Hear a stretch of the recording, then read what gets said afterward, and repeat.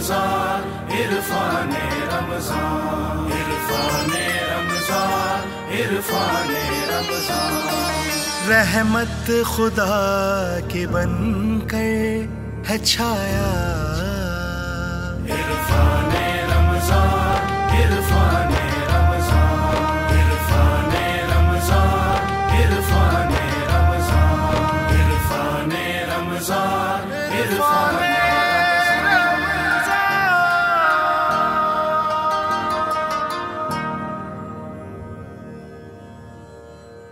سلامتی ہے ان آنکھوں پہ جو ہدایت پہ نظریں جمائے بیٹھی ہیں، ان کانوں پہ جو ذکر خیر کے منتظر رہتے ہیں، اور ان قدموں پہ جو ہدایت کی راہ پہ گامزن ہیں۔ السلام علیکم ورحمۃ اللہ وبرکاتہ۔ تمام تعریفیں خدائے بزرگ و برتر کے لیے جو وحدہ لا شریک ہے، نہ کوئی ثانی نہ کوئی ہمسر۔ درود لا محدود محبوب رب الودود، راحت العاشقین مراد المشتاقین حضرت محمد مصطفیٰ، آپ کی آل پاک، آپ کے جانثار انصار اور اصحاب پر۔ ضمن آپ دیکھ رہے ہیں پروگرام عرفان رمضان اور اس کی یہ خصوصی نشست جس کا نام ہے الف لام میم۔ میں آپ کا میزبان محمد اویس ربانی تہہ دل سے آپ کو کہتا ہوں خوش آمدید۔ خواتین و حضرات، معاشرتی برائیاں معاشرے میں فرد سے بنتی ہیں اور فرد ہی معاشرہ بناتا ہے، مگر غیر معمولی طور سے جو چیز بڑھ چڑھ کے سامنے آ رہی ہو وہ معاشرے کو گرا دیتی ہے۔ مثلاً ہمیں اس میں کوئی شرم نہیں ہے کہ ہمارے معاشرے میں کچھ ایسی برائیاں ہیں جو انتہائی داغدار ہے اور ان کی مذمت کرنی چاہیے۔ رمضان الکریم، رمضان جلا دینے والا، تو لہٰذا آج ان برائیوں کو جلاتے ہیں۔ کیسے؟ ذکر کرتے ہیں، ان کی نشاندہی کرتے ہیں، اور پھر ان کے حوالے سے گفتگو کر کے سد باب کرتے ہیں کہ یہ چیز ہو ہی نہ۔ برائی زیادہ بری جانتے ہیں کب ہوتی ہے؟ کہ جب اس کے برے ہونے کا بھی اندازہ نہ ہو اور وہ اچھی، بہتر، خوبی سمجھ کے معاشرے میں متعارف کروائی جائے۔ ایسی بے شمار چیزیں ہیں جو واقعتاً اللہ اور اس کے رسول کو نہیں پسند، کسی بھی مہذب معاشرے کا حصہ نہیں ہو سکتی، کسی بھی مثالی اور معیاری معاشرے میں وہ جچتی نہیں، مگر وہ اگر ہمارے معاشرے میں آ گئی ہیں اور ہمارے یہاں اس کو ایک مزاج کے حساب سے روایتاً اچھا سمجھا جا رہا ہے، یہ غلط ہے۔ یہی حکم ہے عمل بالمعروف و نہی عن المنکر کا۔ جو غلط ہے وہ غلط کہنا ہے، جو صحیح ہے اس کا اعتراف کرنا ہے، ہر ماحول میں، ہر موسم میں۔ لہٰذا دین اسلام موسمی نہیں ہے۔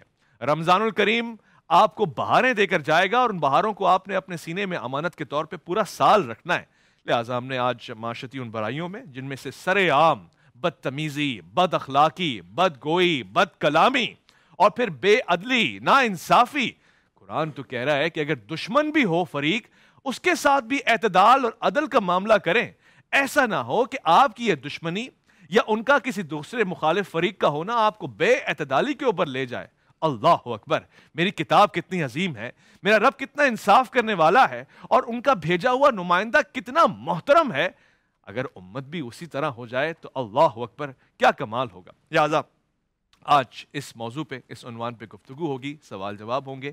آج کی اس محفل میں تعارف کروانا چاہتا ہوں بہت ہی پیارے، ہر دل عزیز، گفتگو کا خاصہ رکھنے والے، انتہائی مہربان مفتی فضل سبحان صاحب۔ السلام علیکم ورحمۃ اللہ۔ وعلیکم السلام ورحمۃ اللہ۔ خوش آمدید کہوں گا دوسرے مہمان کو، بہت ہی پیارے، ہمیشہ کی طرح ہمیں اچھے لگتے ہیں، پیارے لگتے ہیں، گفتگو فرماتے ہیں، خوشی اور مزاجی دونوں میں، ہر طرح کے حال میں ہمیشہ ان سے رہنمائی ملتی ہے۔ ڈاکٹر قاری خلیل الرحمان صاحب، السلام علیکم ورحمۃ اللہ۔ وعلیکم السلام ورحمۃ اللہ۔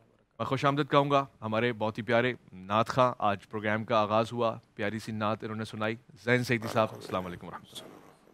ہر دل عزیز، انتہائی محترم، گفتگو کرنے والے اور گفتگو کا خاصہ رکھنے والے، رب تعالیٰ کی عنایتوں کو بیان کرنے والے، جناب مفتی حنیف قریشی صاحب، السلام علیکم ورحمۃ اللہ۔ وعلیکم السلام ورحمۃ اللہ۔ اور ہمیشہ کی طرح مہربان پیارے، آج تو انشاءاللہ اختصار سے بھی کام نہیں لیں گے، اور وقت سے پہلے ہمارے ساتھ موجود تھے، ہماری رہنمائی فرما رہے تھے، ان موضوعات کو تشکیل دینے میں بھی بڑی رہنمائی فرماتے ہیں، مفتی نوید عباسی صاحب، السلام علیکم۔ وعلیکم السلام ورحمۃ اللہ وبرکاتہ۔ اور ہمیشہ کی طرح گفتگو میں اعتدال اور عدل کی بات کرنے والے، خاص طور سے امت مسلمہ کا درد رکھنے والے، جناب علامہ امین شہیدی صاحب، السلام علیکم ورحمۃ اللہ۔ وعلیکم السلام ورحمۃ اللہ۔ مفتی صاحب، آپ سے گفتگو کا آغاز کرنا چاہتا ہوں۔ یہ جو ہمارا آج کا موضوع ہے، چند ایک برائیاں تو میری آنکھوں کے سامنے اس لیے آ جاتی ہیں کہ جیسی رمضان الکریم کا آغاز ہوتا ہے ہمارے جھگڑوں میں اضافہ ہو جاتا ہے۔ یعنی یہ بات واللہ عجب ہے کہ رمضان میں تو مزاج تحمل والا ہونا چاہیے۔ آپ اور میں مدینے گئے، مدینے میں جاتے ہی ہمارے لہجے بھی جھک جاتے ہیں، اور روضہ رسول تک تو آتے آتے آوازیں کیا گمان بھی اتنے بلند نہیں ہو پاتے کہ ان سے آگے سوچ سکیں۔ رمضان کا بھی وہی عکس ہونا چاہیے، مگر یہاں ٹریفک کے حادثات، تیز رفتاری، ٹکراؤ، گالم گلوچ، بد اخلاقی، روزہ لگ رہا ہے، اس کا کیسے سد باب ہو؟ نحمدہ و نصلی علی رسولہ الکریم. انسان ہو اور ظرف نہ ہو، گویا کتاب ہو اور حرف نہ ہو. جی سب سے بنیادی بات یہ ہے کہ ہمارے ملک کے اندر حج کرنے میں پاکستان کا غالباً دوسرا نمبر ہے. جی عمرہ کرنے میں ہماری تعداد پہلے نمبر پر ہے. مسجدیں ہوں، مدرسے ہوں، تبلیغی نظام ہو، خانقاہی نیٹ ورک ہو، روزہ رکھنے کے اعتبار سے ہو، ہم بہت زیادہ الحمدللہ پیک پر ہیں. جی اور خوشی بھی ہوتی ہے جب رمضان المبارک کا مہینہ شروع ہوتا ہے، جگہ جگہ افطاریاں ہوتی ہیں، سحری کا کھانا تقسیم ہوتا ہے، مسجدیں بھر جاتی ہیں، تراویح کی آوازوں سے فضا معطر ہو جاتی ہے. ٹی وی ٹرانسمیشنز میں یا ممبر و محراب میں جو علماء کے بیانات ہوتے ہیں وہ دل کو انتہائی جو ہے وہ اپنی طرف راغب کرنے والے ہوتے ہیں. صحیح. لیکن اس کے باوجود 40-50 سال سے روزے رکھنے اور نمازیں پڑھنے اور اربوں روپے کی زکوٰۃ دینے کے باوجود کرپشن، بدعنوانی، جھوٹ، ملاوٹ، غیبت، چغلی، یہ ساری برائیاں ختم نہیں ہو رہی ہیں، صحیح. بلکہ اس کا ریشو دن بدن بڑھ رہا ہے. تو اس کی کیا وجہ ہے؟ یعنی عبادات کا جو مقصد تھا، عبادات کی جو روحانیت تھی، اس کا جو لب لباب تھا، اس کا جو نچوڑ اور خلاصہ تھا، وہ ہم حاصل نہیں کر پائے. قرآن کریم نے بنیادی طور پر ان کی نشاندہی کی. اس وقت معاشرے میں جو زیادہ بیماریاں وائرل ہیں، ایک شہوات ہے، ایک شبہات ہے. شبہات کہ زکوٰۃ کے حوالے سے شبہات پیدا کرنا کہ جی میرا مال ہے اور میں نے دن رات محنت کی، پاپڑ بیلے ہیں، میں زکوٰۃ کیوں دوں؟ انما اوتیتہ علی علم عندی. یہ جو کیپٹلسٹک مینٹیلٹی تھی قارون کی، تو وہ لوگوں کے اندر ڈیولپ ہو رہی ہے. اچھا. اسی طرح قربانی کے حوالے سے کہ جی لاکھوں جانور ذبح ہوں گے، خون بہے گا، لائشیں ہوگی، ہیپاٹائٹس کی بیماریاں ہو جائے گی، اس کے بجائے کوئی اور نیکی کا کام کر لو. بار بار حج اور عمرے کرنے سے کیا ہوتا ہے؟ یعنی مختلف عبادات کے حوالے سے شبہات انجیکٹ کیے جا رہے ہیں، نمبر ایک. دوسری چیز شہوات، یعنی ہمارا میڈیا ہو، ہمارے اسکول کالجز ہو، یونیورسٹیز ہو، مارکیٹ ہو، بازار ہو، کتنی بے حیائی اور فحاشی کو پروموٹ کیا جا رہا ہے. ان الذین یحبون ان تشیع الفاحشہ. اس کے لیے قرآن کریم میں 2 عذاب ہیں، دنیا میں بھی رسوائی، آخرت کے اندر بھی. اور فرمایا کہ جس نے حیا چھوڑ دی وہ جو چاہے کرتا پھرے. تو ان 2 چیزوں کا حل قرآن نے کیا بتلایا کہ نماز کو پابندی سے قائم کرو، اور اس نماز میں خشوع بھی ہو اور اس نماز کے اندر روحانیت بھی ہو. فخلف من بعدہم خلف اضاعوا الصلاۃ واتبعوا الشہوات. کہ جن لوگوں نے نماز کو ضائع کیا وہ شہوات کے پیچھے پڑ گئے. دوسری بیماری جو ہے ہمارے اندر جو بدبختی اور شقاوت، یعنی قسوت قلب، قساوت قلب، دل سخت ہو چکے ہیں. قرآن کریم نے کہا اس کی وجہ کیا ہے کہ والدہ کے ساتھ حسن سلوک نہیں ہوتا. وَبِرًّا بِوَالِدَتِي وَلَمْ يَجْعَلْنِي جَبَّارًا شَقِيًّا. تیسری جو وجہ ہے کہ معاشی طور پہ ہر آدمی ڈسٹرب ہے. مولانا یوسف کاندلوی رحمۃ اللہ علیہ نے اس کا خلاصہ یوں بتایا کہ انسان اور چیزیں یہ ترازو کے 2 پلڑے ہیں. جب انسان کی قیمت گر جاتی ہے ارتفعت قیمت الاشیاء، تو چیزیں مہنگی ہو جانا شروع ہو جاتی ہے. نیچے سے جیسے اعمال جائیں گے اوپر سے ویسے حالات آئیں گے. اللہ نے حالات کے سوئچ کو اعمال کے ساتھ جوڑا ہے. اعمالکم امالکم میں اسی بات کو بتایا گیا. تو اگر ہم چاہتے ہیں کہ ہماری معیشت مضبوط ہو جائے تو قرآن سے کنیکشن مضبوط کرنا پڑے گا. وَمَنْ أَعْرَضَ عَنْ ذِكْرِي فَإِنَّ لَهُ مَعِيشَةً ضَنْكَ. جو قرآن سے اعراض کرے گا اس کی معیشت ڈسٹرب، اکانومی ڈسٹرب ہوگی. لوگ یہ سمجھتے ہیں کھانے کو نہیں ملے گا، پینے کو نہیں ملے گا. ایسا نہیں ہے. کھانے کو بہت، پینے کو بہت، پہننے کو بہت، سوار ہونے کو بہت، لیکن پرابلم فری اور ٹینشن فری لائف نہیں ہوگی. وہاں کنٹینر پھنس گئے، وہاں چوری ہو گئی، وہاں ڈکیتی ہو گئی، وہاں اولاد نافرمان ہو گئی، وہاں بیوی روٹ کر میکے میں چلی گئی، یا رشتہ دار دشمن ہو گیا، یا پڑوسی نے ناک میں دم کر رکھا ہے، یا بیماریوں کا گڑھ بن گیا ہے. تو اگر ہم قرآن کریم سے رہنمائی لے کر ان اعمال اور عبادات کو روحانیت کے ساتھ ادا کریں گے تو معاشرتی برائیاں انشاءاللہ ختم ہو جائے گی. واضح ہو گیا. ڈاکٹر صاحب، بد کلامی، ایسی گفتگو جس سے لوگوں کو ایذا پہنچتا ہے، گالم گلوچ، خاص طور سے رمضان میں اور اس کے بعد بھی خاص طور سے جھگڑا فساد کی صورتحال پیدا کرنا، وہ بھی ایک ایسے مقدس ماحول میں، اس کو آپ کیسے دیکھتے ہیں؟ اس کا سدباب کیسے ہوگا؟ جزاکم اللہ ڈاکٹر صاحب، اللہ تعالیٰ نے اسلام کی شکل میں جو ہمیں ایک زندگی گزارنے کے رہنما اصول دیے ہیں، ان میں ان ساری بیماریوں کا، خرابیوں کا حل ہے، لیکن ہم اس طرف توجہ نہیں کرتے۔ حتیٰ کہ آپ دیکھیں کہ نبی مکرم صلی اللہ علیہ وسلم کے اعلان نبوت سے پہلے مکے کی یہ حالت تھی کہ خون کے ایک دوسرے کے پیاسے ہوتے تھے اور چھوٹی چھوٹی باتوں پہ جھگڑتے، اور اتنے طویل جھگڑے ہوتے کہ نسلوں تک رہتے تھے۔ ایسا ہی ہے۔ جس کو تھوڑا سا حال ہی نے کہا نا کہ کبھی پانی پینے پلانے پہ جھگڑا، کبھی گھوڑا آگے لے جانے پہ جھگڑا۔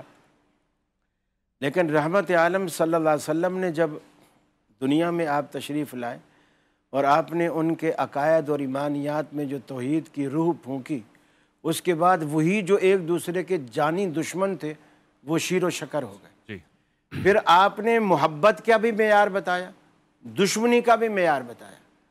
یعنی یہ نہیں کہا کہ بھئی اب دشمن ہاتھ آ گیا ہے تو جس طرح چاہو اس کے ساتھ نمٹ لو، حتیٰ کہ آپ نے اپنا کردار بتایا اس مکے سے جہاں سے آپ بے یار و مددگار نکلے ہیں، اور کفار نے اتنے مظالم ڈھا کے آپ کو نکلنے پر مجبور کیا۔ جب آپ فاتح کی حیثیت سے اس میں داخل ہوتے ہیں، پھر آپ نے اپنا ایک کردار دنیا کو دکھایا، ایک مثال دنیا کو دکھائی۔ جب حضرت سعد بن عبادہ رضی اللہ تعالی عنہ نے کہا کہ الیوم یوم الملحمہ، ارے آج تو خوب ہم ایک دوسرے سے بدلہ لیں گے، حال کھینچ دینے کا، بالکل یعنی چن چن کے بدلے لیں گے۔ نبی کریم کے جب سماعتوں سے یہ آواز ٹکرائی تو آپ کو سخت ناگوار گزری۔ آپ نے فرمایا یہ جملہ کس نے کہا؟ سعد بن عبادہ حاضر ہوئے، عرض کی یا رسول اللہ میں نے عرض کیا ہے۔ تو آپ نے فرمایا نہیں، یہ اعلان کرو کہ الیوم یوم المرحمہ، واہ واہ، آج تو رحمت کا دن ہے، مہربانی کا دن ہے، شفقت کا دن ہے۔ اور اصل شفقت کہتے ہی اسے ہیں کہ اللہ تعالیٰ آپ کو بدلے پر قادر کر دے، صحیح، اور پھر آپ کہیں کہ جی میں نے معاف کیا۔ ہم جب کچھ کر نہ سکتے ہوں پھر کہیں جا میں نے تجھے معاف کیا، تو وہ کوئی معافی وہ تو نہیں۔ بے بسی ہے۔ اب حضرت سعد بن عبادہ اور دیگر صحابہ حیران ہوئے، کہنے لگے یا رسول اللہ آپ ان کی وہ سالم مظالم بھول گئے؟ کس طرح انہوں نے سمیہ کو 2 اونٹوں کے درمیان باندھ کر جسم کو 2 لخت کیا تھا، بلال کو مکہ کے دہکتے انگاروں پر چت لٹا کر وہ انگارے ان کی کمر سے رسنے والے پانی سے بجھ جایا کرتے تھے، خبیب کو سولی پر چڑھایا، آپ ان کے سارے مظالم بھول گئے؟ آپ نے فرمایا نہیں، میری یادداشت اور حافظہ اتنا کمزور نہیں ہے، مجھے وہ ساری باتیں آج بھی اس طرح یاد ہیں جیسے کل کی نہیں آج کی بات ہو، لیکن یہ اپنے اپنے ظرف کی بات ہے، یہ ستانے کے عادی ہیں، میں معاف کرنے کا۔ سبحان اللہ، سبحان اللہ۔ تو اسلام نے ہمیں اصول دے دی، یہاں معافی کرنے کو کوئی بھی تیار نہیں ہے۔ حتیٰ کہ اللہ کے رسول نے فرمایا اگر کوئی شخص حق پر ہے اور جھگڑا ہو گیا، یہ کہتا ہے یہ میرا حق ہے مجھے ملنا چاہیے، وہ کہتا ہے نہیں میرا حق ہے مجھے ملنا چاہیے، اور ایک شخص واقعی حق پر ہے، وہ جھگڑے سے بچنے کے لیے اپنے حق سے دستبردار ہو جاتا ہے، آپ نے فرمایا جنت کے عین بیچ میں ایک محل کی میں ضمانت دیتا ہوں کہ میں اسے جنت کے عین وسط میں کر دوں۔ سبحان اللہ، سبحان اللہ، اللہ یہ تو اسلام کی تعلیمات ہیں جو اگر ہم اس پہ عمل پیرا ہوں، جیسا کہ حضرت مفتی فضل سبحان صاحب نے بھی فرمایا، بے حیائی ہمارے اندر ایسی ہے، اللہ کے رسول نے فرمایا اذا لم تستحی فاصنع ما شئت، کہ اگر تیرے اندر سے حیا کی باغ ڈور ختم ہو جائے نا، پھر تیرا گھوڑا آزاد ہے، پھر کوئی نہیں روک ٹوک، جو مرضی کر، پھر قیامت والے دن ہی تجھ سے پوچھا جائے گا کہ تیرے ساتھ کرنا کیا ہے۔ صحیح ہے۔ تو حیا تو اصل انسان کی، مسلمان کی لگامیں ہیں، تو ہم ان بے حیائیوں سے بچیں،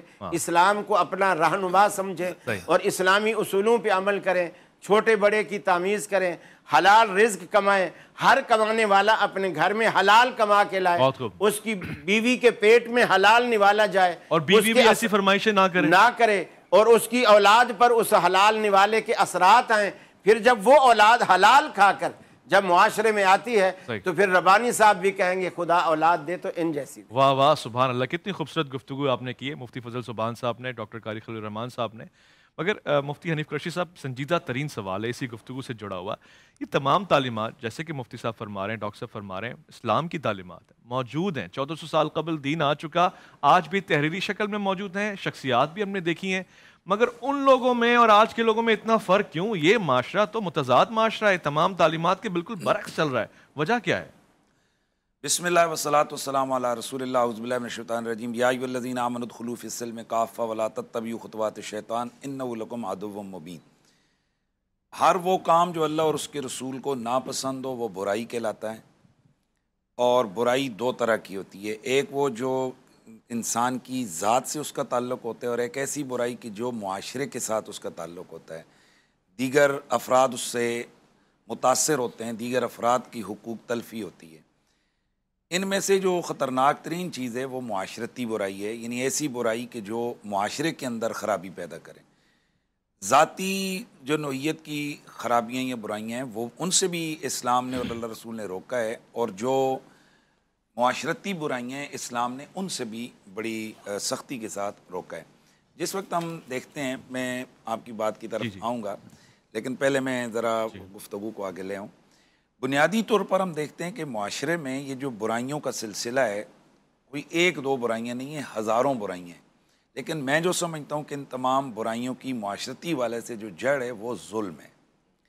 ظلم ہے، بے حیائی ہے، رشوت ہے، سفارش ہے، اور یہاں یہ بھی ہے کہ سفارش، جائز سفارش تو خیر جائز ہے، ناجائز سفارش یعنی جو غیر حقدار ہو اس کے غیر حقدار کے لیے اس کی سفارش کرنا یہ ناجائز ہے، اور اگر آپ جائز کام کے لیے سفارش کرتے ہیں تو قرآن مجید نے اس کی تائید بھی کی ہے اور اس کی تحسین بھی کی ہے۔ اچھا، تو اس کے علاوہ ہم دیکھتے ہیں کہ رشوت ستانی ہے، اقربا پروری ہے، جھوٹ ہے، ملاوٹ ہے، خیانت ہے۔ ان تمام چیزوں کو جب ہم دیکھتے ہیں تو معاشرتی والے سے ہم دن بدن کمزور سے کمزور تر ہوتے جا رہے ہیں۔ اب جس وقت آپ کا جو سوال تھا کہ آج کا معاشرہ برعکس ہے ان تعلیمات کے، آپ کا یہ سوال تھا کہ آج کا معاشرہ کیوں برعکس ہے، تو بنیادی طور پر جتنے ہم دین سے دور ہوتے جائیں گے اتنا ہی ہمارا معاشرہ برائی کے گڑھے میں گرتا جائے گا۔ بظاہر آج ہم لوگ یہ دیکھتے ہیں جی کہ یورپ ہمارے لیے لوگوں کے لیے آئیڈیل نظر آتا ہے۔ بھائی وہاں ایک دن بجلی بند ہوئی تھی امریکہ کی ایک ریاست میں، تو ذرا آپ بتائیں وہاں کی حالت کیا ہوا تھا، حالات کیا ہو۔ تو دنیا میں یہ ایک انڈرسٹوڈ چیز ہے کہ کسی بھی فرد کو برائی سے روکنے کے لیے جو سب سے مین ٹول ہے، جو سب سے مضبوط راستہ ہے، وہ دین اور مذہب کا راستہ ہے۔ جس طرح ہم روزہ گھر میں کوئی بھی نہیں ہوتا ہے تو ٹھنڈا پانی فریج میں رکھا ہوا ہوتا ہے، تو کون سی طاقت ہے کہ جو اس کو نہیں پینے دیتی ہے؟ بہت ساری ایسی برائیاں ہیں کہ جب ہم بالکل تخلیے میں ہوتے ہیں، اگر ہم چاہیں تو ان برائیوں کو اختیار کر سکتے ہیں۔ وہ کون سی طاقت ہے کہ جو ہمیں ان کے قریب نہیں جانے دیتی؟ وہ دین کی طاقت ہے، وہ اللہ کی محبت کی طاقت ہے، وہ رسول اللہ کی محبت کی طاقت ہے۔ تو جتنا ہم دین سے دور ہوں گے اتنا ہم معاشرے کے اندر برائیوں کے گڑھوں میں گرتے جائیں گے۔ صحیح۔ اور سب سے عام ترین بات یہاں پر یہ سمجھی جائے کہ جس وقت معاشرے کے اندر انصاف کا کلا کما کر دیا جائے جی، اس وقت جو ہے نا میں سمجھتا ہوں کہ آپ معاشرے کو کسی صورت میں بھی ٹھیک نہیں کر سکتے۔ وہاں مسجد ایڑی چوڑی کا زور لگا دے، محراب و منبر، آپ میڈیا پہ روزانہ یہ شروع کر دیں، لیکن اصل جو ظلم ایک ہوتا ہے انفرادی اکیلا ظلم، کسی بندے نے کسی کو تھپڑ مار دی، ایک ہے ریاستی ظلم، ایک ہے ارباب اقتدار کا ظلم، اجتماعی ظلم۔ مجھے کہنے دیں کہ جب آپ کی آنکھوں کے سامنے آپ لاکھوں ووٹ لوگوں کے چرائیں گے تو اب وہ معاشرہ کیسے بڑھے گا؟ جس وقت آپ لوگوں کی آنکھوں کے سامنے ایک شخص شراب کی بوتل سمیت میڈیا کے سامنے پکڑا گیا ہے، آپ کا وقت کا قاضی جا کر کہے گا کہ جی یہ تو اس کے پاس شہد کی بوتل تھی، تو مجھے بتائیں کہ پھر قانون پر یا عدالت پر وہ معاشرہ یا وہ افراد کیسے یقین کریں گے؟ جب آپ بالکل لوگوں کی آنکھوں کے سامنے آپ دیکھیں گے کہ ایک ظالم سرے عام وہ فائرنگ کرتے ہوئے وہ درجنوں لوگوں کا قتل کر رہا ہے، اور کچھ دنوں کے بعد جناب یہ خبر آئے کہ قاضی چھوڑ دے جی کہ تفتیش نہیں ہوئی ہے۔ بھائی بات یہ ہے کہ اس تفتیش کو درست کون کرے گا؟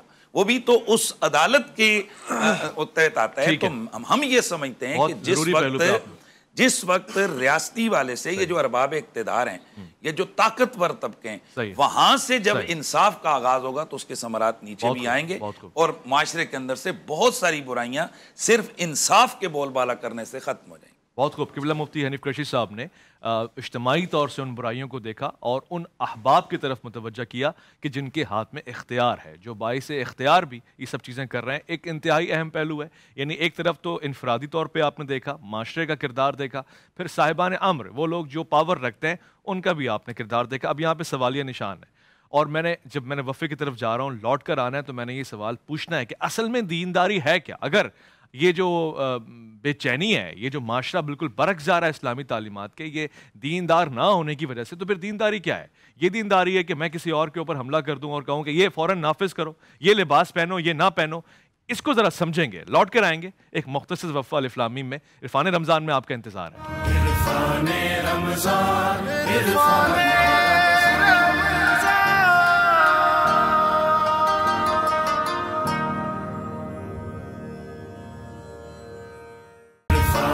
رمضان عرفان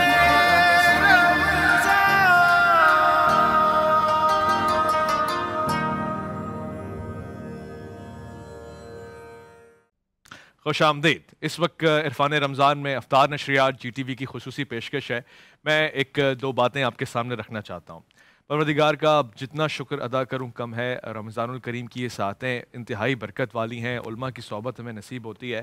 کچھ لوگ ظاہر ٹرانسمیشن کو مزید حسین بناتے ہوئے یہ بھول جاتے ہیں کہ اصل رمضان علم اور معرفت سے ہے, دین کی باتوں سے ہے, دین والوں کے ساتھ بیٹھنے میں ہے. آپ چاہے جتنے فنکاروں کو بلا لیں, جتنے گلوکاروں کو منوا لیں, جتنے ناچ گانے کروا لیں, کم سے کم یہ رمضان نشریات نہیں ہوں گی, رمضان کی جان اور روح اس میں نہیں ہوگی. اب یہ نیا ٹرینڈ شروع ہو گیا کہ جی دور دراز سے بچے بلوائیں, ان کی معصومیت پہ حملہ کریں. وہ چھوٹے معصوم بچے ہوتے ہیں, 30 دن کی ان کی اسکول کی چھٹی ہو جائے گی. رمضان میں جو گھر کے ماحول میں وہ روزے کے سیکھیں گے لوگوں کو دیکھتے ہوئے, وہ سب آپ ان سے چھین لیں گے ٹیلی ویژن کی نشریات میں لگا کے. وہ جو آلریڈی معروف بچے ہیں ان کے ساتھ یہ زیادتی نہ کریں. اگر کر سکتے ہیں تو بہت احتیاط, یعنی اس حوالے سے آپ نے بے انتہا محتاط رہنا ہے. یہ میری درخواست بھی ہے ان تمام لوگوں سے جو اس طرح کی چیزوں کو دیکھتے رہتے ہیں. اب ایک ریسنٹلی واقعہ ہوا, آج ہمارا عنوان بھی یہی ہے کہ معاشرتی برائیاں. تو ہم نے ہی دیکھا مفتی نوید عباسی صاحب کی ایک خاتون ایک لباس پہن کے معاشرے میں آ گئیں اور اس پہ عربی ظاہر جملے لکھے ہوئے تھے جن کا قطعاً کوئی تعلق قرآن احادیث سے نہیں تھا, مگر چونکہ وہ عربی تحریر تھی تو معاشرے میں ایک ہنگامہ بپا ہو گیا. اب 3 طرح کی صورتحال ہوئی.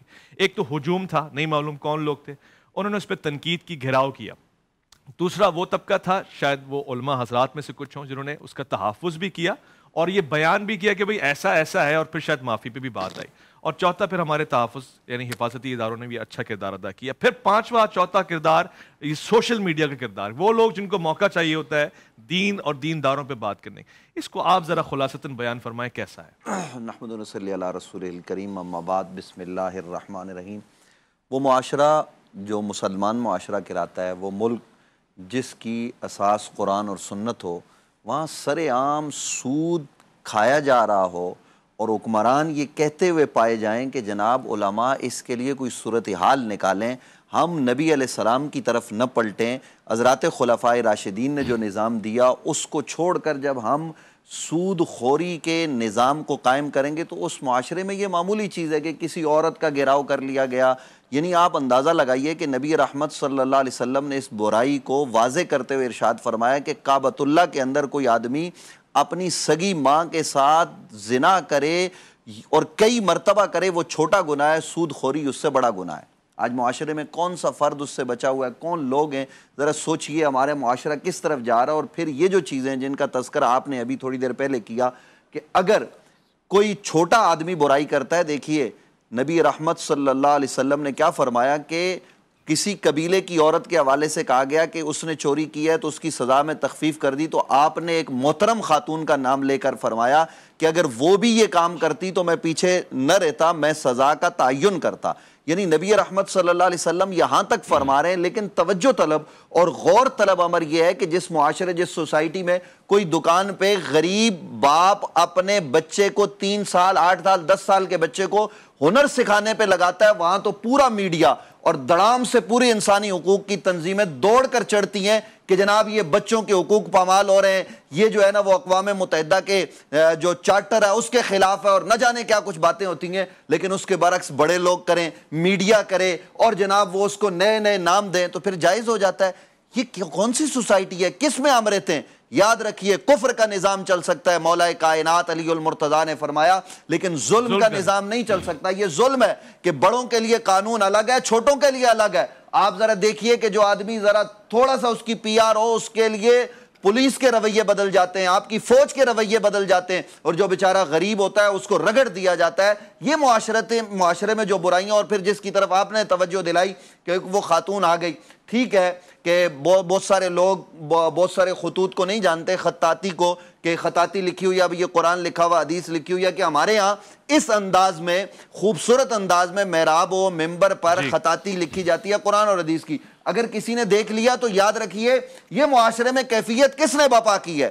لوگوں کو قانون ہاتھ میں لینے پر لوگ کیوں مجبور ہوتے؟ اگر قانون اپنا راستہ لے، وہی خاتون وہ آئے، اگر کوئی بھی ایسی خاتون ہے تو وہ ایک آدمی بھی شکایت کرے تو وہ آ کے بالکل معاملہ واضح ہو جائے گا۔ لوگوں کا اصل میں انصاف کے نظام سے اعتماد اٹھ گیا ہے، اس لیے لوگ پھر قانون کو ہاتھ میں لیتے ہیں، جو کہ غلط ہے۔ ہم پھر یہی کہتے ہیں کہ بھائی کوئی بڑی سے بڑی برائی کیوں نہ ہو جائے، آپ نے قانون ہاتھ میں نہیں لینا، آپ نے قانون کا دروازہ بہرحال کھٹکھٹانا ہے۔ یعنی اس وقت جو معاشرے میں بے حیائی، فحاشی، عریانی، اور پھر اس کے بعد الحاد پھیل رہا ہے اور توہین ہو رہی ہے، اس کے حوالے سے بھی یعنی اتنی چیزیں ہیں کہ اگر وہ وائرل ہو جائیں یا لوگوں کو پہنچ جائیں تو آگ لگ جائے، لیکن ہم آگ لگانے والے لوگ نہیں ہیں، ہم یہ کہتے ہیں تب بھی قانون کا راستہ لو۔ تو ایسے موقع پر علماء نے وہاں اچھا کردار ادا کیا، لوگوں کو بتایا کہ بھائی یہ لکھا ہوا ہے، حلوہ کا لفظ لکھا ہوا ہے، یہ کوئی ایسی بات نہیں ہے کہ قرآن اور حدیث کی توہین ہو گئی ہو معاذ اللہ۔ پھر علماء ہی نے لوگوں کو بتایا کہ جناب ہمیں اس طرح سے کہ ہجوم بن کے کسی پر بھی حملہ آور نہیں ہونا ہے، لیکن دوسری طرف سب لوگوں کو اپنی ذمہ داری کا احساس کرنا چاہیے، اور برائیوں کو خاتمہ کرنے کے لیے دیکھیں قرآن نے اصول بتا دیا، ان اللہ یامر بالعدل والاحسان وایتاء ذی القربى وینہی عن الفحشاء والمنکر والبغی یعظکم لعلکم تذکرون۔ ہم اچھائی کریں، ان الحسنات یذہبن السیئات، تو اچھائیوں کو ذرا ہم فروغ دیں گے تو برائیاں خود بخود مٹتی چلی جائیں۔ بہت واضح آپ نے فرمایا۔ علامہ امین شدید صاحب سے استفسار کروں گا۔ علامہ صاحب یہی موضوع، اسی طرح کی برائیاں جو معاشرتی برائیاں کہلاتی جاتی ہیں، اس مسئلے کے اوپر بھی دو رائے ہیں۔ یعنی ایک تو یہ ہے کہ کیا عدم برداشت اتنی بڑھ گئی ہے کہ ہمیں کوئی دوسرا گوارا ہی نہیں ہے، یا تو پھر یہ ہے کہ دینداری شدت پسندی کی شکل اختیار کر گئی ہے کہ جو میں کہہ رہا ہوں وہی سچ ہے اور سامنے والا ہر صورت غلط ہے، میں کچھ بھی ہو جائے۔ یعنی یہ کون سا روپ ہے؟ کیا یہ اسلامی روپ ہے؟ بسم اللہ الرحمن الرحیم۔ دیکھیے المیہ یہ ہے کہ ہم رسول اللہ کا نام لیتے ہیں، قرآن کی آیات کی تلاوت کرتے ہیں، لیکن خود سیرت نبوی سے بہت دور ہے۔ ہمارے تمام طبقات میں مجموعی طور پر یہ کیفیت موجود ہے۔ رسول کریم صلی اللہ علیہ وآلہ وسلم کی جو روش رہی وہی ہمارے لیے حجت ہے، وہی ہمارے لیے اللہ کی طرف سے دلیل ہے۔ اگر ہم اس کو اپنائیں تو معاشرہ کیوں خراب ہو؟ مشکل ہماری یہ ہے کہ ہم نام رسول اللہ کا لیتے ہیں، نام اللہ کا لیتے ہیں، نام قرآنی آیات کا لیتے ہیں، لیکن اپنے اندر کے غیظ و غضب اور اپنے اندر کے غصے کو اتارنے کا ایک وسیلہ اس کو بناتے ہیں۔ اگر آپ آج سے 100 سال پہلے کے معاشرے میں دیکھیں تو اسی معاشرے کے اندر ہندو اور مسلم بھی بھائیوں کی طرح سے رہتے تھے، سکھوں کے ساتھ بھی اسی طرح کے رشتے تھے۔ بر صغیر پاک و ہند میں جو معاشرہ تھا، عام گلی کوچوں میں عوام کے درمیان آپ دیکھیں تو بڑے زبردست قسم کے اخلاقی مظاہرے آپ کو اس زمانے میں ملتے ہیں۔ پاکستان بننے کے بعد بھی بہت اچھی صورتحال تھی۔ یہ جو گزشتہ 40 سال تقریباً گزرے ہیں، ان 40 سالوں میں جو کچھ پاکستان کے اندر ہوا ہے اس میں مجموعی طور پر جو مزاج بنا دیا گیا وہ مزاج انتہا پسندی کا ہے۔ اس انتہا پسندی کے مزاج میں بین الاقوامی ایجنڈے بھی مؤثر تھے اور لوکل ایجنڈے بھی مؤثر تھے۔ بین الاقوامی ایجنڈے کے لیے لوکل لوگ کام آئے ہیں، چاہے وہ جس بھی لباس میں ہوں، فوجی لباس میں کام آئے ہیں، اسٹیبلشمنٹ کام آئی ہے، بیوروکریسی کام آئی ہے، سیاستدان کام آئے ہیں، مولوی کام آئے ہیں۔ آپ اگر گزشتہ 40 سے 45 سالوں میں اس خطے کے اندر موجود تفکر اور سوچ کے انداز کو دیکھیں تو اس نے ہر گزرتے لمحے کے ساتھ انسان کو شدت پسند بنایا ہے۔ پہلے مذہبی طبقات کے اندر یہ شدت اپنے عروج پر تھی۔ اگر آپ کو 2 دہائیاں پہلے कम से कम 15 साल पहले आप चले जाएं तो पूरे मुल्क के अंदर हर रोज आपको लोगों के और बेगुनाह लोगों के चीथड़े उड़ने की रोज खबर आती थी और आप आदत कर चुके थे। ये उसी शिद्दत पसंदाना मुआशरे की तश्कील में रोल है जो हमारे तमाम तबकात ने अदा किया। आज अगर आप उस तरह की सूरत हाल नहीं देखते तो सियासी सूरत हाल में आप देखें किस तरह की शिद्दत पसंदी आई हुई है। मजमूई तौर पर हमने अपने इस मुआशरे को शिद्दत की उस इंतहा तक पहुंचाया है। ये कैफियत इंडिया में भी है, लेकिन इंडिया में मोदी ने हिंदुओं को मुत्तहिद किया है मुसलमानों के खिलाफ और मुसलमानों के खिलाफ इस तरह की शिद्दत पसंदाना फजा पैदा किया है। लेकिन यहाँ पर तमाम तबकात एक दूसरे के खिलाफ इस तरह की शिद्दत पसंदाना रुझानात का शिकार है और इसका जो जिम्मेदार है ना वो आपका अहले इक़्तिदार है। अच्छा, वो ताकतें हैं जिनके हाथ में या बयान की कुव्वत है या कानून की ताकत है। अच्छा, इन दोनों तबकात ने मिलकर ये काम किया है। मौलवी इस्टेब्लिशमेंट के काम आया और इस्टेब्लिशमेंट मौलवी के, दोनों ने एक दूसरे के मकासद को पूरा किया है इस मुल्क के अंदर। इसलिए मुख्तलिफ जो छोटे छोटे धड़े ग्रुप्स बने और उन ग्रुप्स को हर सूरत में प्रोमोट किया गया। सद्देबाब कैसे होला? सद्देबाब ये है कि इस पूरे निजाम को आप आग लगा दें। अच्छा, जब तक ये पूरा निजाम खाकिस्तर न हो, नए सिरे से हमें एक नए निजाम की तश्कील का मौका न मिले, आप इसका खात्मा नहीं कर सकते, किसी भी सूरत में नहीं कर सकते। आप ये देखें, ये जो जिस वाकई की तरफ आपने इशारा करके इस मौजू को छेड़ा है, अरबी रस्मुल खत है ना जी, मुझे ये बताएं कि यही शिद्दत पसंदी सऊदी अरब में क्यों नहीं है, यूएई में क्यों नहीं है, उर्दन में क्यों नहीं है, ईरान में क्यों नहीं है, इराक में क्यों नहीं है, पाकिस्तान में क्यों है? पाकिस्तान अखाड़ा है और यहां पर हर तरह के तजुर्बात किए गए हैं ताकि लोगों को मुंतशिर किया जाए, उनकी वहदत को तोड़ा जाए और उस तोड़ने के नतीजे में एस्टेब्लिशमेंट ने अपने आप को मजबूत किया है और बाकी जितने भी इदारे हैं उन्होंने अपने आप को मजबूत किया है और मौलवियों ने भी अपने आप को मजबूत किया है। अच्छा। अभी आप इस मामले में भी देखें ना कि एक तरफ हमारे बाज उलमा ने बड़ा मुस्बत रोल अदा किया और बाज ने बड़ा ही मनफी। दोनों तरफ वही लोग हैं ना। क्यों? वो लोग जो इस्लाह चाहते हैं उनकी हमेशा कम सुनी जाती है। ठीक। और जो लोग शिद्दत पर उभारते हैं उनके जज्बात को हमेशा प्रोमोट किया जाता है। इसलिए आप अगर गाली दें तो पूरे मुल्क में फैला दी जाएगी। आप इस्लाह की बातें 1 घंटा करें उसको सुनने वाला कोई नहीं होगा। जो अभी आप एक वायरल क्लिप के हवाले से बात कर रहे थे उसमें भी क्या था, शिद्दत पसंदाना 2 जुमले अगर हों तो उसको देखने वाले आपको लाखों मिलेंगे, लेकिन जो इस्लाह करने वाले हैं उनकी बात कौन सुनता है? मुश्किल हमारे माशरे की यह है, जब तक इस शिद्दत पसंदाना रुझान को ऊपर से नीचे तक तमाम तबकात मिलकर खत्म नहीं करते, उस वक्त तक इसकी माशरे से आप खैर की तवक्को न रखें। सिर्फ दुश्मन भी ताक में बैठा हुआ है कि कोई मौका मिले मुल्हिदीन को या दीन के नाकिदीन को कि वो इसको बहाना बना के तमाम दुश्मन देखें इस वक्त पूरी दुनिया के अंदर जो सबसे बड़ा इशू है वो क्या है? इस वक्त इसराइल के वो मजालिम जो फलस्तीन पर हो रहे हैं। लेकिन मुझे ये बताएं कि दुनिया में उस इशू पर मुसलमानों की कितनी तवज्जो है? और वो जो छोटे छोटे रेज बिल्कुल लायानी किस्म के इश्यूज हैं उन पर कितनी तवज्जो है? अब भी एक दूसरे को नीचा दिखाने पर कितनी तवज्जो है? वो जो मुश्तरका दुश्मन है जो आपके नरखरे पर अपना पांव रखकर आपकी नब्जों को रोक रहा है, आपकी सांस रोक रहा है, उसकी तरफ कितनी तवज्जो है? मुश्किल यही है। इसमें मैंने उलमा की भी राय लेनी है। एक मुख्तसर वफ़ा ले लूं लौट के इसी टॉपिक। जिन मौलवियों को एस्टेब्लिशमेंट ने इनके बकौल मजबूत किया है थोड़ा सा, चूंकि हम भी तो मौलवी में शुमार। अच्छा ठीक है, एक मुख्तसर वफ़ा ले रहे हैं, लौट कर आएंगे, कुरैशी साहब से इसकी राय लेंगे, डॉक्टर साहब से इसकी राय लेंगे। इरफान रमजान में आपका इंतजार रहेगा।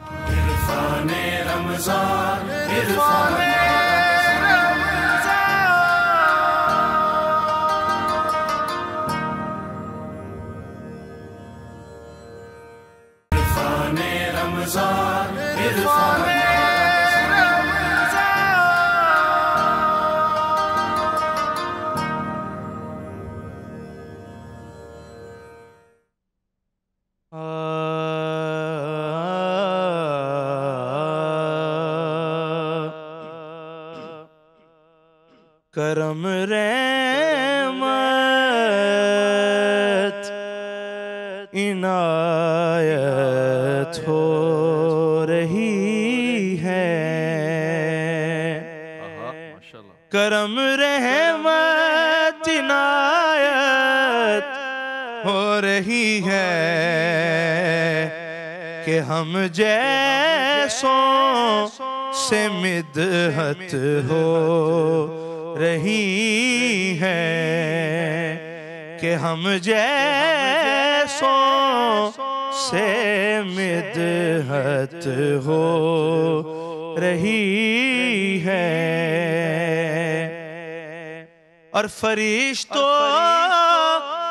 چند گھڑیوں کا توقف وہ آئے ہیں زیارت ہو رہی ہے وہ آئے ہیں زیارت ہو رہی ہے اور آپ تو ہو کر آئے گزشتہ دنوں میں کچھ دن سے مدینہ پاک میں ہوں مجھے جینے کی عادت ہو رہی ہے مجھے جینے کی عادت ہو رہی ہے اور شعر سنیے کہ جلے ذکر علی سے جلنے والے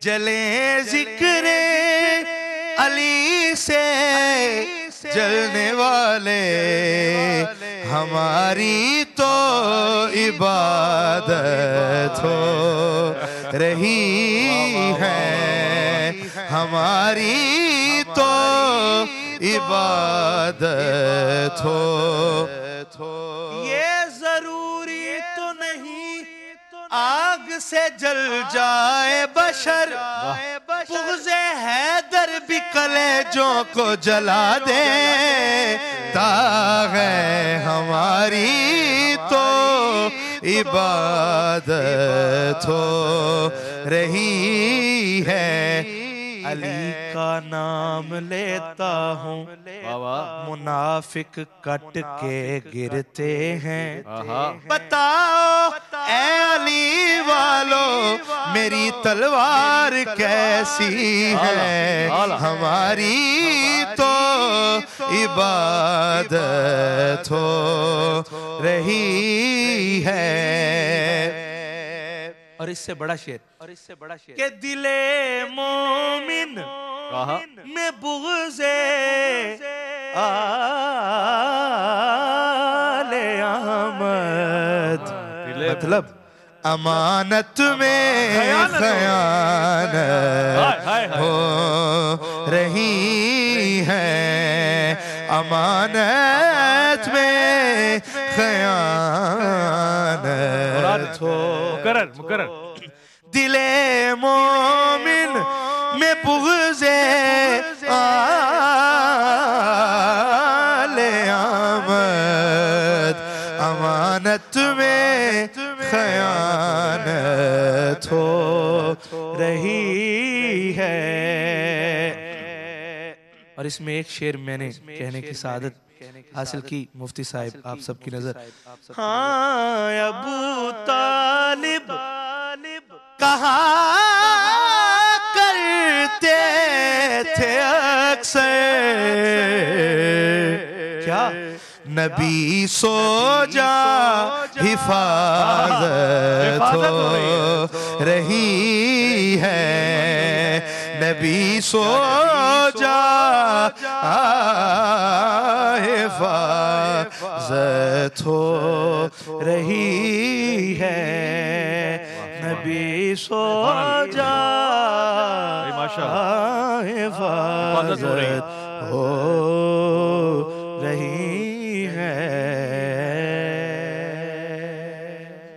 فضل سبحان صاحب یہ جو ایک مصرع تھا کہ دل مومن میں بغض آل احمد امانت میں خیانت ہو رہی ہے تو اس میں یہ بھی ضرور ہونا چاہیے کہ دل مومن میں بغض اصحاب محمد یہ بھی خیانت ہو رہی ہے. خود رسول اللہ صلی اللہ علیہ وسلم نے فرمایا کہ میرے اہل بیت جو ہیں ان کا تو جو مقام اور مرتبہ ہے اس کے تو کیا ہی کہنے.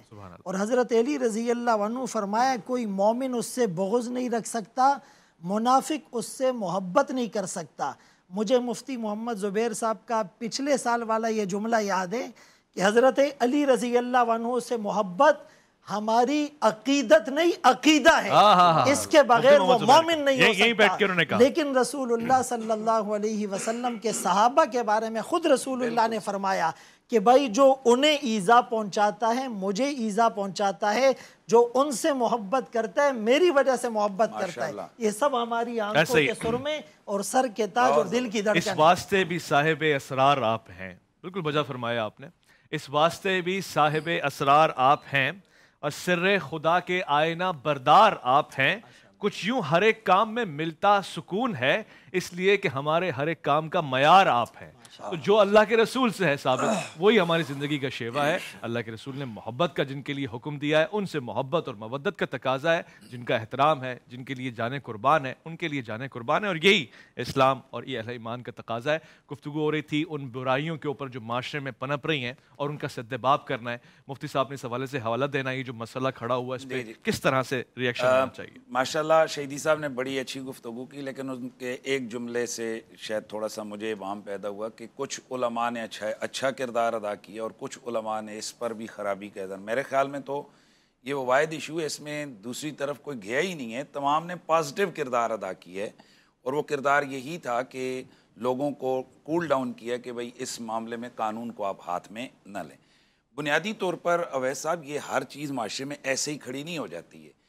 اس سے قبل انٹرنیشنلی بیرونی ممالک میں ایسا لباس پہنا جا چکا ہے, اگر میں سکرین پہ چلا دیں, میں نے بھیجی یہ تصویر, کہ جس میں باقاعدہ اللہ رسول کا نام جناب و خواتین کے لباس پر ہے اور قرآن پاک کی آیتیں ہیں, یاسین شریف ہے. اور ویسے بھی اب اس وقت اس واقعے کے بعد اس وقت بڑا ایک خطرناک صورتحال پیدا ہو گئی ہے. میں آج بھی ایک ویڈیو دیکھ رہا تھا کہ لاہور, راولپنڈی, کراچی کے جو کلاتھ مارکیٹس ہیں ان میں ایسا لباس دھڑ دھڑ فروخت ہو رہا ہے جس میں عروف تہجی جو ہے نا وہ ہیں اور ان کو دھڑا دھڑ لوگ خرید رہے ہیں اس واقعے کے بعد. اب بات یہ ہے کہ قرآن مجید میں جو حروف مقطعات ہیں اب وہ بھی تو قرآن کا حصہ ہیں. ایک تو یہ کہ آپ عزت کے لیے کوئی لکھائی کرتے ہیں اپنے اوپر, جس طرح محبت سے کوئی لوگ اللہ رسول کا نام لکھوا دیتے ہیں, اس میں ممانعت نہیں ہے. لیکن ایسے لباس میں جس میں آپ کی پینٹ بھی ہے, نیچے شلوار بھی ہے, تو اس کو کے لیے یہ مسئلہ ذہن میں رہے. امام قسطلانی نے اپنی کتاب الاشارات میں لکھا ہے اور یہی فتاوی شامی میں, فتاوی رضویہ میں اور دیگر بہت ساری کتابوں میں موجود ہے کہ جو حروف مقطعات ہیں ان کا ادب بھی ضروری ہے, بہت ضروری ہے, کیونکہ قرآن مجید قرآن رشید ان سے بنا ہے. تو ویسے بھی حدیث شریف میں ہے کہ دا ما یریبک لا ما لا یریبک, جو چیز تجھے شک میں ڈالے اسے چھوڑو. تو اب ضروری طور پر جو چیز لوگوں کو شک میں ڈال رہی ہے کہ یار پتہ نہیں اس نے آیت والی پہنی ہے کیا, تو ایسا چیز سے اجتناب کرنا ضروری ہے. لاہور میں اس وقت اس کا وقت ہے تو کلاک چلے گی اذان کی, اس لیے ہم جائیں گے, لوٹ کر آئیں گے. جی لاہور کی کلاک کو پہلے سن لیتے ہیں اور اس میسج کو لے لیتے ہیں. جی عرفان رمضان, عرفان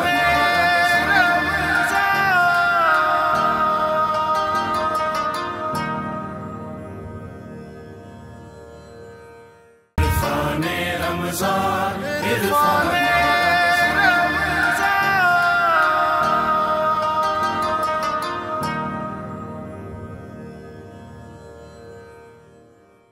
خوش آمدید. عرفان رمضان کی بہاریں ہیں اور آج 2 رمضان ہے. 2 رمضان کو اگر ہم تاریخ میں دیکھیں, حضرت موسیٰ علیہ السلام کے اوپر توریت نازل ہوئی. یہ 2 رمضان کی تاریخ تھی. معلوم تاریخ کے حساب سے ایک ساعت ایسی ہے کہ برکت والی ہے, مگر ہم نے اس کو علم سے جوڑا ہے, معرفت سے جوڑا ہے. ہم نے یہ دامن کھول دیا ہے کہ آئیں سوال پوچھیں. لہٰذا آپ کی ویڈیوز ہمیں موصول ہوتی رہی ہیں. ابھی آپ لائیو کالز بھی ہمیں کریں گے اور انشاءاللہ اسی ماحول میں کہ جس ماحول میں علماء بیٹھ کے گفتگو فرما رہے ہیں آپ بھی سوال پوچھیں گے. تو ہمارے پاس پہلا سوال آیا ہے, آئیے سنتے ہیں کہ یہ سوال کس کا ہے اور کیا پوچھ رہے ہیں. بسم اللہ. تمام علماء اکرام کو اور خصوصاً عزیز بھائی کو السلام علیکم ورحمۃ اللہ وبرکاتہ. میرا سوال یہ ہے کہ اس وقت جو فلسطین اور غزہ میں جو صورتحال ہے, ان تمام صورتحال کے پیش نظر جو ہمارے ملک کے فلاحی ادارے اس وقت جو ہے وہ عوام کو افطار میں شتر مرغ کھلا رہے ہیں، تو علماء اکرام اس پر ذرا رہنمائی فرمائیں کہ آیا ہم ان فلاحی اداروں کو اپنی ڈونیشن دیں جو عوام کو، پاکستانی عوام کو شتر مرغ کھلاتے ہیں، یا کوئی ایسی ترتیب بھی ہے کہ ہم فلسطین اور غزہ کے مسلمانوں کو اپنی امداد پہنچائیں جو کھجور اور پانی سے بھی محروم ہیں؟ شکریہ. تمام علماء. جی ابراہیم چترالی صاحب کا سوال ہے، میں نے جانتا ہوں سوال بھی ان کا آگے پوچھ رہے ہیں مفتی حنیف قریشی صاحب، یہ جو فلاحی ادارے اس وقت افطار کھلا رہے ہیں، دسترخوان کھلا رہے ہیں، سحری اور افطار، ان کو ہم چندہ دیں، ڈونیشنز دیں، یا فلسطین اور غزہ کی طرف بھجوائیں؟ دیکھیں بنیادی طور پر تو کسی بھی مسلمان کی جان بچانا وہ اولین کام ہے. ایک ہے سہولت اور ایک ہے ضرورت. تو ضرورت پہلے اور سہولت بعد میں. تو اگر تو آپ کے پاس کوئی ایسا میکنزم موجود ہے کہ آپ یہاں سے وہاں غزہ میں پہنچا سکتے ہیں آپ خوراک یا آپ امداد، تو پھر پہلا حق تو بلا شک و شبہ اس میں میرے خیال میں کسی مسلمان کو کوئی انکار نہیں ہوگا کہ وہاں ہے. لیکن ہم یہاں دیکھتے ہیں کہ اربوں روپے یہ فلاحی ادارے لے لیتے ہیں. ہم نے تو آج تک نہیں دیکھا ہے کہ وہاں پر گئے ہوں، کیسے میکنزم کیسے ذرا بتایا جائے. تو یہ بھی تو ایک قسم کا دھوکہ ہے، اور یہ بھی ایک ہمارے سامنے یہ پورا المی ہے ہمارے سامنے. اور اگر وہاں پر یہ نہیں ہے تو باقی خیر یا بھلائی کے لیے کوئی حد نہیں ہے.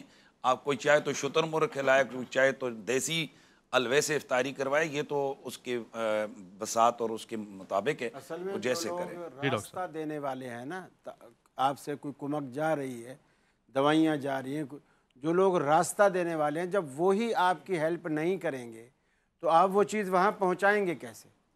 کل جو ہم نے رونا رویا اسی بات کا تو رویا. سارے تو بس دعاؤں سے کام چلا رہے ہیں، تو اصل کام کرے گا کون؟ صحیح ہے. اس سوال میں ایک پہلو یہ بھی ہے کہ دیکھیں ایک عبادت کی وجہ سے دوسری عبادت کا سوال کرنا کہ جی آپ تلاوت کر رہے ہیں ذکر کیوں نہیں کر رہے ہیں، یا آپ دعا مانگ رہے ہیں تلاوت کیوں نہیں کر رہے ہیں. لیکن دوسری بات یہ ہے کہ جو رفائی فلاحی ادارے ہیں یہ ضرور تحقیق کی جائے وہ علماء کی سرپرستی میں ہے، شریعت کا کرائیٹیریا انہیں معلوم ہے، شریعت کے پیرامیٹرز کا انہیں پتہ ہے، مصارف زکوٰۃ کا پتہ ہے، صدقات واجبہ اور صدقات نافلہ کا فرق پتہ ہے.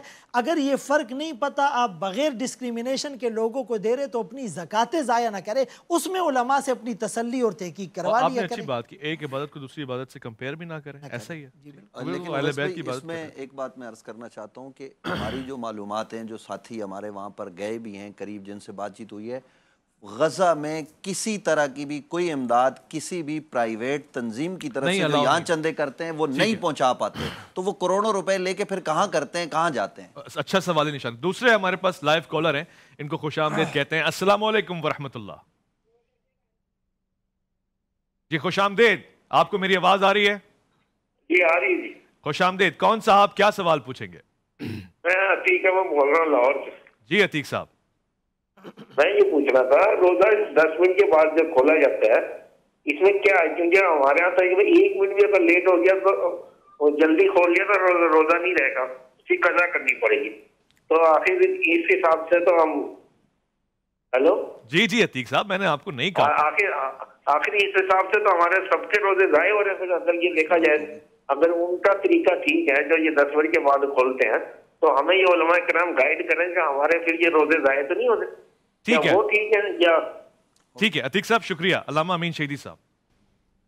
دیکھیے روزے کے حوالے سے پہلے بھی بیان ہو چکی ہے یہ بات کہ جو لمٹ ہے نا، اس لمٹ تک روزے کا پہنچنا ضروری ہے. فرض کریں 6:40 پہ افطار کا ٹائم ہے، یعنی اذان مغرب کا ٹائم ہے. اگر آپ نے اس سے 1 منٹ نہیں 10 سیکنڈ بھی جلدی آپ نے افطار کر لیا تو آپ کو روزہ باطل ہے. صحیح. چاہے 10 سیکنڈ. لیکن جب اس لمٹ تک آپ پہنچ گئے تو اب آپ رخصت پہ ہیں، آپ چاہیں تو فوراً افطار کر لیں، چاہیں تو نماز پڑھ کے افطار کر لیں، یہ آپ کی مرضی ہے. لیکن اس لمٹ کا خیال رکھنا چاہیے. یہی حال سحری کا بھی ہے کہ سحری میں بھی آپ کو احتیاط کرنی چاہیے کہ اس لمٹ سے پہلے آپ روکیں. یعنی وہ بارڈر جی بعض اوقات لوگ یہ کہتے ہیں بھی اذان ہو رہی ہے، اذان کے آخری جملے تک میں کھاتا رہوں. بھئی اذان معیار نہیں ہے، معیار وہ وقت ہے. فرض کریں سحری کے موقع پر بھی 5:20 اگر لمٹ ہے تو آپ 19ویں منٹ پہ کھانا ختم کریں گے. 20 منٹ ہو جائیں اس کے بعد بھی آپ کے منہ میں لقمہ ہو تو وہ لقمہ اگر آپ نے اندر بھیج دیا، نگل لیا، تو آپ کا روزہ ختم ہو گیا. ٹھیک ٹھیک ہے، لیکن اس کی آپ کے پاس کیا دلیل ہے کہ جب وقت ہو جائے پھر آپ کو اختیار مل جاتا ہے چاہے آپ نماز پڑھ اس لیے کہ اس کے بعد جب لمٹ تک آپ پہنچ گئے تو اب آپ کا روزہ ختم ہو گیا، اب روزہ نہیں ہے، ایسے نہیں ختم ہوگا. ڈاکٹر صاحب ایک کالر بھی لے لوں پھر اس پہ بات کرتے ہیں. جی السلام علیکم ورحمۃ اللہ. جی قبلہ سن سکتے ہیں. السلام علیکم. السلام علیکم. وعلیکم السلام. کون صاحب کہاں سے؟ شاہ رخ بات کر رہا ہوں کراچی سے. شاہ رخ فرمائیے. سب سے پہلے تو آپ کو بہت بہت مبارک ہو، آپ نے اتنا پیارا گلدستہ ہمارے لیے علماؤں کا سجایا. نوازش آپ کی، خیر مبارک. میرا سوال قاری خلیل الرحمان جاوید صاحب سے کہ میں نے ایک نیت کی تھی کہ میں اب اپنی داڑھی چھوڑ دوں گا، لیکن ابھی ریسنٹلی کچھ ایسا ہوا کہ میری ماشاءاللہ داڑھی کافی بڑی ہو گئی ہے، 3-4 سال ہو گئے، لیکن ابھی میں نے ڈاکٹر کو دکھایا تو تھوڑے سے بال خراب ہو رہے تھے. انہوں نے کہا کہ پھر میں نے ایک ڈریسر کو بھی دکھایا، انہوں نے کہا کہ 2 منہ والے بال ہو رہے ہیں، آپ کو تھوڑی تھوڑی داڑھی کو کٹوانا پڑے گا تاکہ داڑھی دوبارہ سے ٹھیک ہو جائے.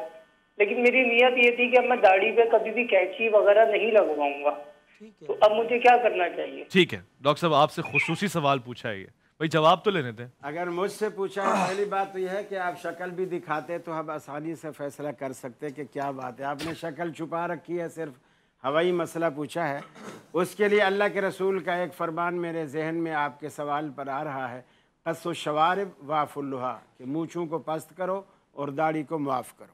اور معافی کا یہی مطلب ہوتا ہے اس کا جو بھی قصور ہے، یہ بڑھتی ہے، کھلرتی ہے، بکھرتی ہے، الجھتی ہے، موٹر سائیکل پہ کندھوں پہ سوار ہو جاتی ہے، جو بھی اس کا قصور ہے معاف کر دو. ماشاءاللہ. جمعہ صاحب دیکھیے بات تو میں دوسری کرنے جا رہا تھا، لیکن حدیث پاک میں یہ بھی آتا ہے من کان لہو شعر فلیکرم ہو، جس کے بال ہو، سر کے ہو، داڑھی کے، اس کا اکرام کرے، خوبصورت بنائے. سنت کی طرف لوگ راغب ہو، خدا نخواستہ ادھر ادھر سے جا رہی ہو اور لوگ سنت کو جو ہے برا سمجھ رہے ہوں تو ایسا بالکل نہ کیا جائے. عبداللہ ابن عمر رضی اللہ عنہ سے ثابت ہے کہ وہ ایک مٹھی کے بعد داڑھی لے لیا کرتے تھے. نوید عباسی صاحب سے تھوڑا سا میں اختلاف کروں گا کہ یہ جو غزہ میں امداد نہیں پہنچ رہی، میرے پاس کئی ویڈیوز ہیں کہ وہاں غزہ کے اندر کے لوگ باقاعدہ کہہ رہے ہیں کہ اس ادارے کی طرف سے اس ادارے کی طرف سے ہمیں یہ چیز پہنچی. اور ابھی ریسنٹلی امہ ویلفیئر ٹرسٹ پاکستان کا ایک معتمد ادارہ ہے، ان کے قافلے پہ باقاعدہ بمبارمنٹ ہوئی اور یہ اس غزہ کے جیورسڈکشن میں ہوئی ہے، تو کسی نہ کسی ذریعے سے پہنچ رہی ہے. ٹھیک ہے، آپ نے اپنا بھی نقطہ نظر رکھ دیا. ٹھیک ہے علامہ صاحب. جی تھوڑا سا ٹائم دیں چونکہ یہ بڑا اہم انہوں نے موضوع چھیڑ دیا اور بڑا اچھا ہے. اچھا کہنا تو نہیں چاہیے تھا لیکن میں عرض کروں کہ میرا اپنا داماد غزہ میں ڈیوٹی انجام دے رہا ڈاکٹر ہے. اللہ اکبر. روز شب بمباریوں کے اندر ہے. ٹھیک ہے، روز و شب ہمارا رابطہ ہے. وہاں کی جو اندر کی صورتحال ہے نا وہ انتہائی ناگفتبہ ہے، انتہائی ناگفتبہ. لوگ گھاس کھا رہے ہیں، پتے کھا رہے ہیں، ان کو صاف پانی نہیں مل رہا.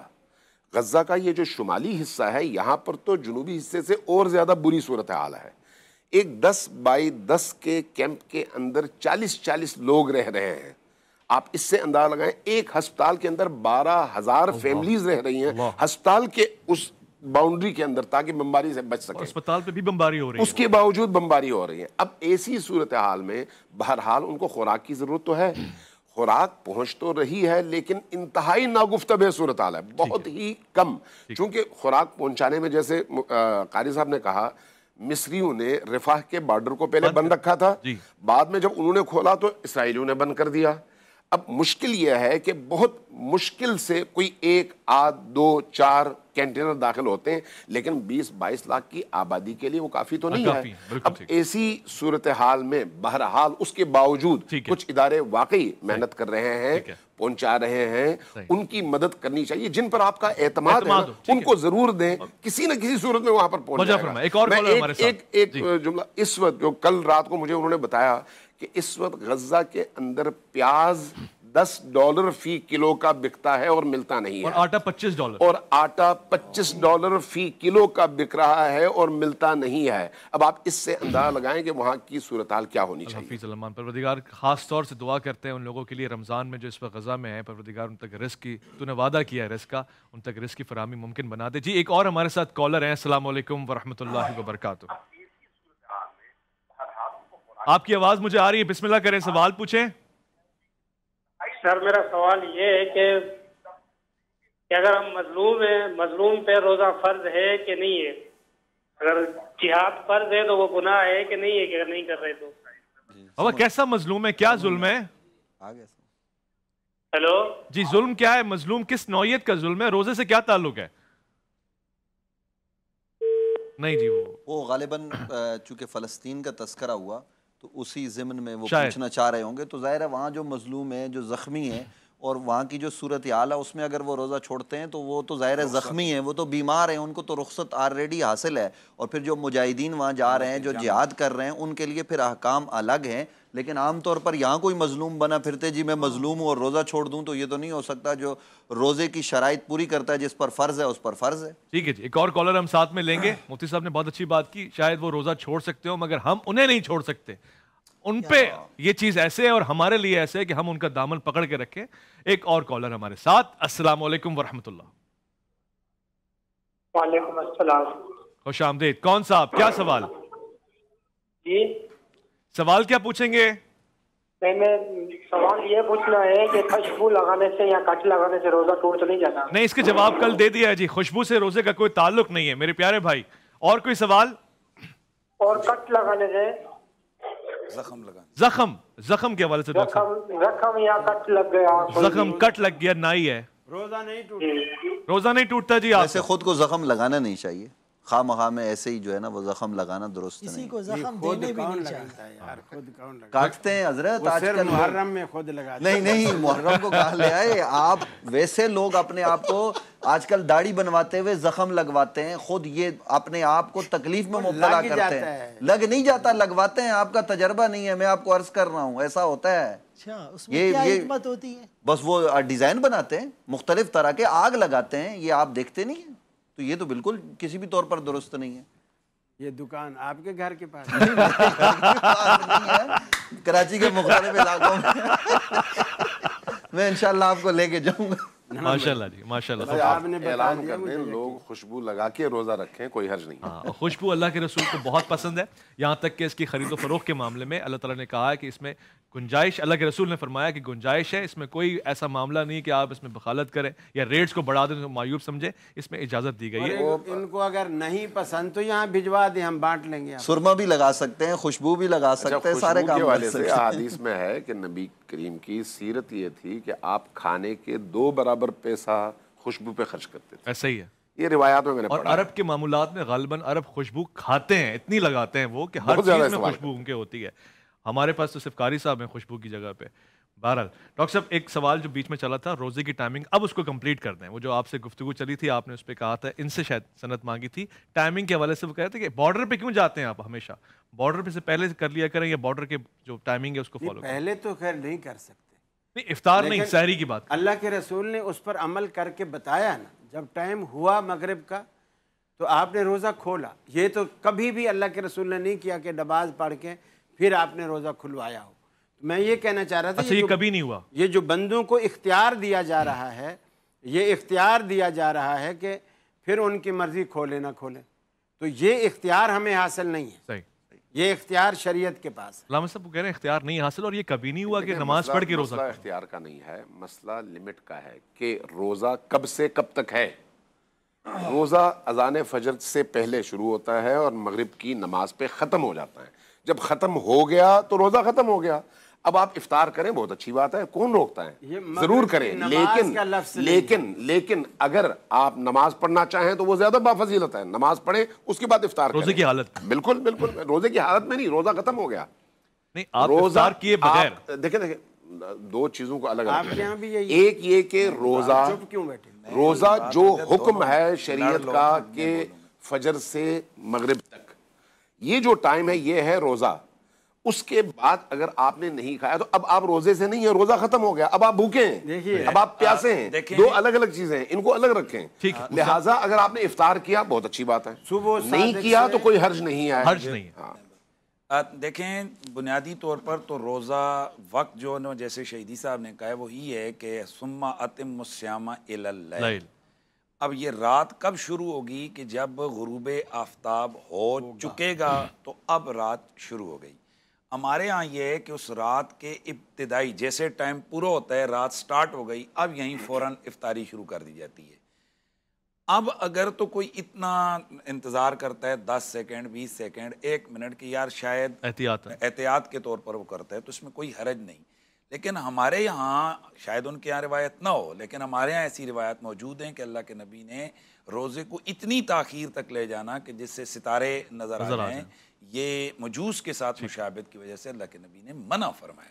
تو جہاں ممانعت آ جائے تو اب اس کی احتیاط ہے. اس لیے ہم ادھر آگے بہت زیادہ جاتے ہیں. دوسرا ہمارے ہاں روایات میں یہ موجود ہے کہ اللہ کے نبی نے ابتدائی وقت میں سحری کے انتہائی وقت میں اور افطاری کو ابتدائی وقت میں جناب پسند فرمایا. تو ہم جو اللہ کے نبی نے پسند فرمایا اس کی طرف جا رہے ہیں. تو اب اس میں ان کی جیسے انہوں نے کہا کہ احتیاط کی طرف سے وہ کر رہے ہیں. اور یہ کھل کر پچھلی دفعہ بھی میسمی صاحب کے ساتھ بھی ہمارا تھا یہ بھی ہے. یعنی یہ جو لوگوں نے بنا لی ہے کہ یہ شیعہ ہے یہ سنی ہے یہ 10 منٹ پہ یہ نہیں ہے بھائی. وہ احتیاط کی وجہ سے کرتے ہیں. باقی ہمارے ہاں یہ ہے کہ ابتدائی جیسے کہ انہوں نے کہا ابتدائی وقت میں افضل اور اولا ہے. ڈاکٹر صاحب اذان ہو رہی ہے سحری کے وقت تو اذان کا کوئی تعلق نہیں ہے سحری کے ساتھ. نوالا منہ میں ہے تو وہ لے لیں پیالے میں ہے تو پورا کر لیں. اس پہ بھی ذرا جو ہاتھ میں اگر کوئی چیز لیے ہوئے ہے تھال نہ لیے ہوئے ہو مثلا پیالہ ہو کوئی کپ ہو تو وہ اذان ہوتی رہے اس کو ختم کر. نئی چیز وہ کہہ رہے ہیں اذان کا سوال یعنی لمٹ وہ جو وقت ہے ختم ہونے کے بعد بھی اگر آپ کے ہاتھ میں کپ ہے اور آخری گھونٹ ہے تو آپ کو پینا چاہیے. اصل میں وقت تو دیکھیے سوال یہ ہے کہ اب یہ دیکھنا پڑے گا وہ اذان وقت سے پہلے دے رہا ہے وقت کے بعد اذان کی نہیں ہے نا. پہلے بھی بات ہو گئی نا کہ اذان معیار نہیں ہے. یہ معیار وہ وقت ہے. پہلے بحث کر چکے. یہ سنن نسائی میں یہ روایت ہے کہ اگر کوئی چیز ہاتھ میں تو لیے بیٹھا ہے اور پھر اذان ہو گئی ہے تو اسے پورا کر لے. نئی چیز کا یہاں ایسا ہے کہ دیکھیں ہمارے ہاں یہ کہ اگر وقت ختم ہو گیا اذان ہوئی یا نہیں ہوئی اب یہ کھائے گا تو روزہ نہیں ہوگا. یہ جس روایت کی طرف اشارہ کر رہے ہیں اس زمانے میں 2 اذانیں ہوتی تھی. روایات موجود ہے. ایک اذان ہوتی تھی تہجد کی ایک اذان ہوتی تھی بعد میں. تو وہ جو ایک روایت ہے کہ بھائی ہاتھ میں کچھ ہے تو وہ کھا لو تو وہ پہلی اذان سے اس کا تعلق تھا دوسری اذان سے بالکل تعلق نہیں. سنیں ایک منٹ جس طرح انہوں نے وہاں پر بہت زیادہ سختی کی نا کہ بھائی آپ اس کو آگے کیوں بڑھا رہے ہو تعلق تو وقت سے ہے. تو وہی وقت تو جب ختم ہو گیا سحری کا 1 سیکنڈ بعد بھی آپ کھائیں گے ایک لقمہ بھی کھائیں گے تو آپ کا روزہ نہیں ہوگا چاہے وہ نوالا منہ میں ہو ہاتھ میں. پہلی وہ تہجد کی اذان ہوتی تھی. پہلے ان سے یہ پوچھے کہ تہجد کی اذان درست ہے آپ اس کے قائل. تہجد میں اذان ابتدائی اسلام میں بہت سے کام ہوتے تھے آپ ابھی کرتے ہیں. میں آپ سے سوال بات ایسی کرنا تو اس پر پورا مسئلہ کن کا عامل نہیں. رفع یدین آپ ڈاکٹر صاحب آخری سیکنڈ ہے. دوسری بات کہ حضرت عائشہ اسی کے بارے میں فرماتی ہے جو پہلی اذان دیتے تھے نا وہ حضرت بلال دیتے تھے اور دوسری اذان عبداللہ بن ام مکتوم دیتے تھے. دوسری اذان کی اور پہلی اذان کے درمیان فرق کتنا ہے جس کو یہ تہجد کی اذان کہہ رہے ہیں. وہ کہہ رہے ہیں کہ بلال اترتے تھے اور عبداللہ بن ام مکتوم چڑھتے تھے. تو پھر بھی بات تو 2 اذانیں تو ہوئی نا. اب یہ تہجد کا اذان ہو گیا. آپ نے مان لیا کہ تہجد کی اذان ہوتی تھی. وہ کہہ رہے تہجد کی نہیں ہوتی تھی. میں یہ کہہ رہا ہوں کہ ایک پیلی بتی. اچھا چلو وہ ہاں یہ بتی سے سمجھ میں ہے. اچھا یہ حضرت عائشہ رضی اللہ عنہا کی روایت سے یہ الفاظ ثابت کریں کہ مطلب وہ اترتے تھے. چلیں اس گفتگو کو آج سمیٹ لیں گے انشاءاللہ. پھر ثابت کریں خواتین و حضرات ایک مختصر سے وقفہ لے رہے ہیں لوٹ کر آئیں گے. دسترخوان پہ بھی سمیٹ لیں گے اس کو انشاءاللہ. آئیں عرفان رمضان میں آپ کا انتظار ہے. رمضان عرفان